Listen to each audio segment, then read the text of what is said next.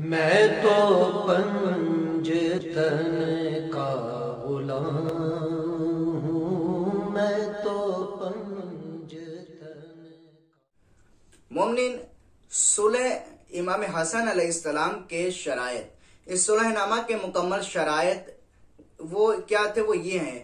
Number ایک یہ تھا کہ معاویہ حکومت اسلام میں کتاب خدا اور سنت رسول پر عمل کریں گے۔ نمبر دوسرے پہ کیا ہے؟ یہ کہ معاویہ کو اپنے بعد کسی کو خلیفہ نامزد کرنے کا حق نہ ہوگا۔ نمبر تین یہ کہ شام و عراق کو حجاز و یمن سب جگہ لوگوں کے لیے امان ہوگی۔ نمبر چار یہ کہ حضرت علی علیہ السلام کے اصحاب اور شیعہ جہاں بھی ہیں ان کی جان و مال اور ناموس اور اولاد محفوظ رہیں گے۔ نمبر پانچ یہ کہ معاویہ حسن ابن علی اور ان کے بھائی حسین ابن علی اور خاندان رسول میں سے کسی کو بھی کوئی نقصان پہنچانے یا ہلاک کرنے کی کوشش نہ کریں گے، نہ خفیہ طور پہ اور نہ اعلامیہ، اور ان میں سے کسی جگہ دھمکایا اور ڈرایا نہیں جائے گا۔ نمبر 6 جناب امیر المومنین علی بن طالب علیہ السلام کی شان میں کلمات نازیبہ جواب تک مسجد جامع قنوت نماز میں استعمال ہوتے رہیں وہ ترک کر دیے جائیں۔ آخری شرط کی منظوری میں معاویہ کو عذر ہوا تو یہ طے پایا کہ کم از کم جس موقع پر امام حسن موجود ہوں اس جگہ ایسا نہ کیا جائے۔ یہ معاہدہ ربیع الاول یا جمادی الاول سن 41 ہجری کو عمل میں آیا۔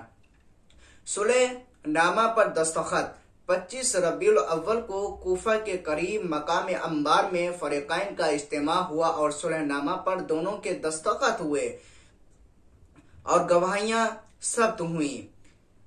اس کے بعد معاویہ نے اپنے لیے عام بیعت کا اعلان کر دیا۔ اس سال کا نام سنت الجماعت رکھا، پھر امام حسن کو خطبہ دینے پر مجبور کیا۔ آپ منبر پر تشریف لے گئے اور ارشاد فرمایا، یا ایھا الناس، اے لوگوں، خدا تعالیٰ نے ہم سے عدل کے ذریعے سے تمہاری ہدایت کی اور آخر کے ذریعے سے تمہارے خون ریزی سے بچایا۔ معاویہ نے اس امر میں مجھ سے جھگڑا کیا جس کا میں نے اس سے زیادہ مستحق ہوں، لیکن میں نے لوگوں کی خون ریزی کی نسبت اس امر کو ترک کر دینا بہتر سمجھا۔ تم رنج و ملال نہ کرو۔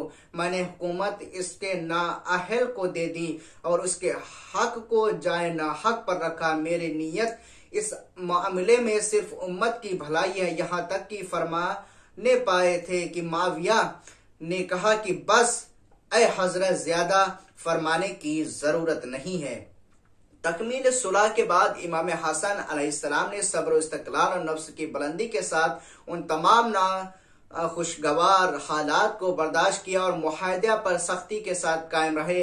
مگر ادھر یہ ہوا کہ امیر شام نے جنگ کے ختم ہوتے ہی اور سیاسی اقتدار کے مضبوط ہوتے ہی عراق میں داخل ہو کر النخیلہ میں، جسے کوفے کی سرحد سمجھنا چاہیے، قیام کیا اور جمعہ کے خطبہ کے بعد اعلان کیا کہ میرا مقصد جنگ سے یہ نہ تھا کہ تم یہ کہ لوگ نماز پڑھنے لگو، روزے رکھنے لگو، حج کرو، زکوٰۃ ادا کرو، یہ سب تو تم کرتے ہی ہو۔ میرا مقصد تو یہ تھا کہ میری حکومت تم پر مسلم ہو جائے، اور میرا مقصد امام حسن کے اس معاہدے کے بعد پورا ہو گیا، اور باوجود تم لوگوں کی ناگواری کہ میں کامیاب ہو گیا۔ رہ گئے وہ شرائط جو میں نے حسن کے ساتھ کیے ہیں، وہ سب میرے پیروں کے نیچے ہیں، ان کا پورا کرنا یا نہ کرنا میرے ہاتھ کی بات ہے۔ یہ سن کر مجمع میں ایک سناٹا چھا گیا، مگر کسی میں دم تھا کہ اس کے خلاف زبان کھولتا۔ سب کے سب خاموشی سے